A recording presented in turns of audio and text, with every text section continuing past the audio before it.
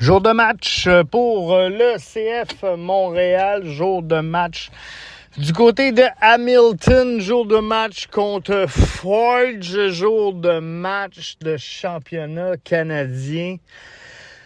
Tous les espoirs sont là pour le CF Montréal de sauver sa saison 2025 parce qu'on va faire une croix sur la saison MLS, on s'entend. Alors, s'ils veulent ne serait-ce qu'un bride de succès, ça va passer par là. C'est triste, gang, le constat qu'on fait.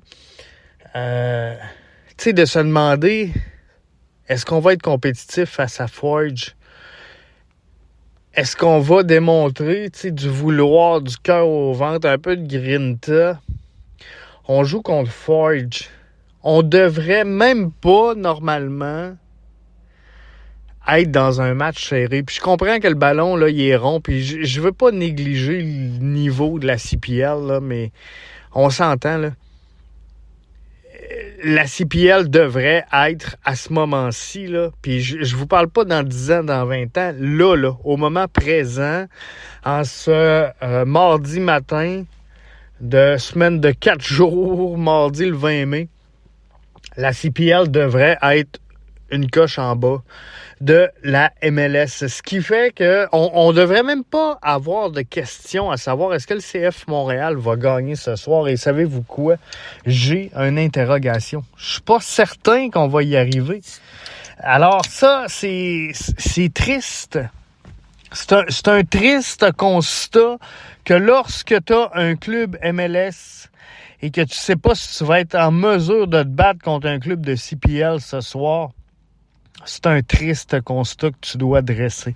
Et je dis pas que il peut pas y avoir d'histoire Cendrillon. Je dis pas qu'il peut pas y avoir de surprise d'un club qui sort de nulle part et qui... Tu sais, souvenez-vous de l'Islande, souvenez-vous, il y en a eu des belles surprises dans l'histoire du foot. Mais là, on parle pas de surprise, là. Il n'y a personne qui va être surpris ce soir si jamais le CF Montréal devait s'incliner. Est-ce qu'on va être déçu? On va être déçu. Est-ce qu'on va être frustré? Fort possiblement, on va être frustré puis ça va crier fort sur les réseaux sociaux. Mais la réalité, est-ce qu'on va être surpris? À moins de se mettre la tête dans le sable, je pense qu'on ne le sera pas. Donc, on va espérer que tout aille bien. Comme je vous dis, c'est à peu près les dernières chances là, que le CF Montréal a de briller sur le championnat canadien.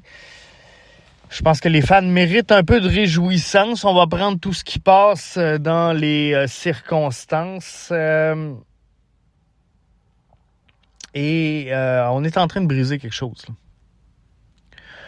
Il y a quelqu'un qui va falloir qu'il se réveille dans les bureaux, dans les deuxièmes étages de cette organisation-là.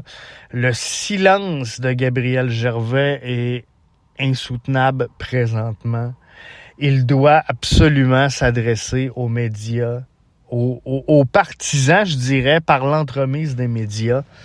Accepter de se faire challenger, accepter de mettre son bilan et de livrer son propre feedback sur ce qui s'est passé depuis le début de la saison. Je pense qu'on a tous besoin de ça. Et lorsque je vois la protestation du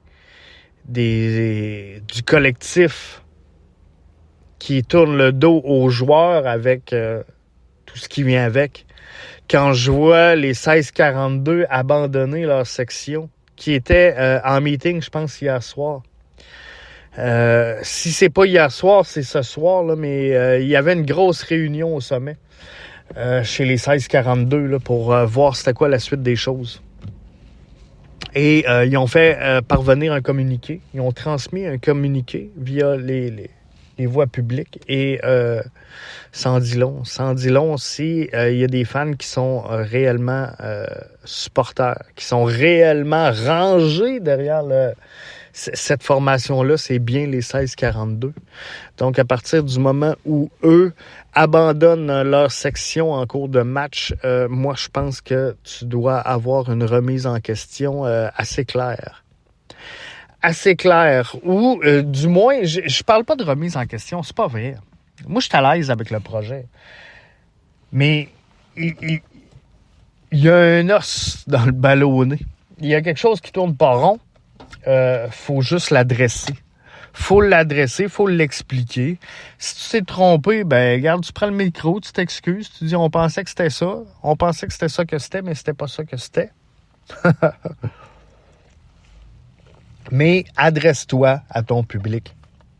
Laisse pas le temps arranger les choses parce que c'est jamais bon. C'est jamais bon. Faut être proactif et non réactif dans une situation comme ça. Et faut aller au-devant.